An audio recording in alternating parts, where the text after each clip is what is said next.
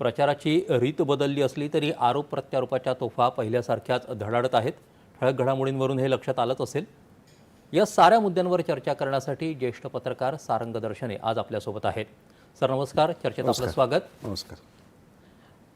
आपण आता ज्या ठळक घडामोडी पाहिल्या त्यामध्ये सर्वात लक्ष वेधून घेणार होतं ते म्हणजे देवेंद्र फडणवीस यांच्या विविध भागात होत असलेल्या प्रचारसभा आणि त्यांच्या मुलाखती. उद्धव आणि राज ठाकरे एकत्र आले तरी ते भाजपा शिवसेनेची पारंपरिक मराठी मतं खेचू शकणार नाहीत असा विश्वास देवेंद्र फडणवीसांनी व्यक्त केलेला आहे. कदाचित भाजपाच्या बाबतीत हे थोड्याफार प्रमाणात खरं असलं तरी मुंबई ठाणे जिल्ह्यातल्या मराठी लोकांमध्ये ही विभागणी होऊ शकणार नाही का? गेल्या वेळेला महापालिकांच्या ज्या निवडणुका झाल्या होत्या त्याच्यानंतर महाराष्ट्रामध्ये इतकी प्रचंड राजकीय उलथापालथ झालेली आहे की सगळं राजकीय चित्र पूर्ण बदलून गेलं आहे.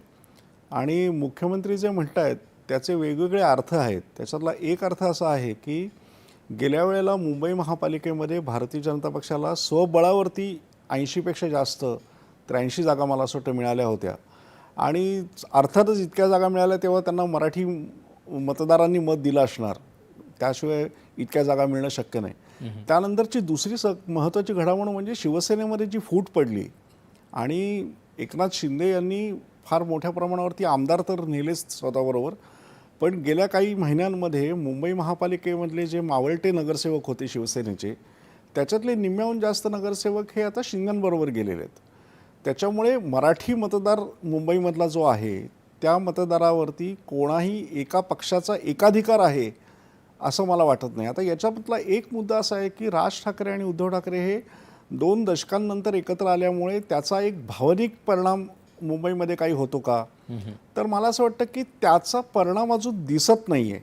म्हणजे आता त्यांचं तशा प्रकारे औपचारिक एकत्र येऊनही बरेच दिवस झाले, पण वातावरणामध्ये तो एक माहोल निर्माण व्हायला पाहिजे होता. तसा माहोल अजून का निर्माण झाला नाही हे मला कळत नाही. आज नाशिकला पहिलीच मला वाटतं नाशिकला राज ठाकरे आणि उद्धव ठाकरे यांनी पहिलीच मोठी सभा घेतली. आणि नाशिक हे अशासाठी महत्त्वाचं आहे की राज ठाकरे यांनी एकेकाळी नाशिकची सत्ता मिळवली होती. नाशिकमध्ये अनेक योजना जाहीर केल्या होत्या.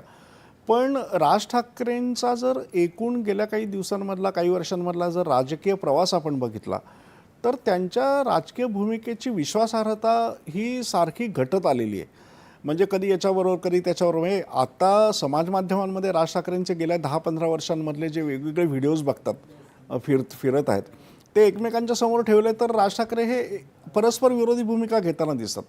त्याच्यामुळे आज राज ठाकरेंनी जी भूमिका घेतली आहे शिवसेनेसोबत म्हणजे उद्धव ठाकरेंच्या सोबत जाण्याची, ती तरी किती खंबीर आहे आणि ती किती काळ टिकणार याबद्दल सुद्धा मला असं वाटतं मतदारांचा पूर्णपणे म्हणजे निसंशय झालेले नाही आहेत मतदार. त्यांच्या मनात अजून कदाचित तोही एक शंका, ती एक शंकेची बाब असेल.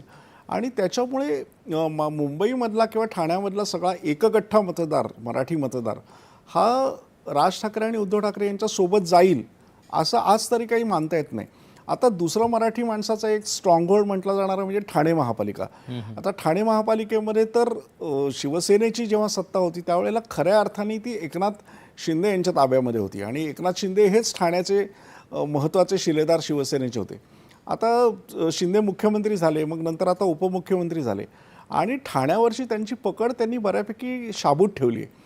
त्यामुळे मूळ शिवसेना म्हणजे उद्धव ठाकरेंची शिवसेना आणि मनसे ही ठाण्यामध्ये कितपत प्रभाव पाडू शकेल अशी पण शंका विश्लेषकांना वाटते आणि त्या शंकेतही मला असं वाटतं तथ्य आहे.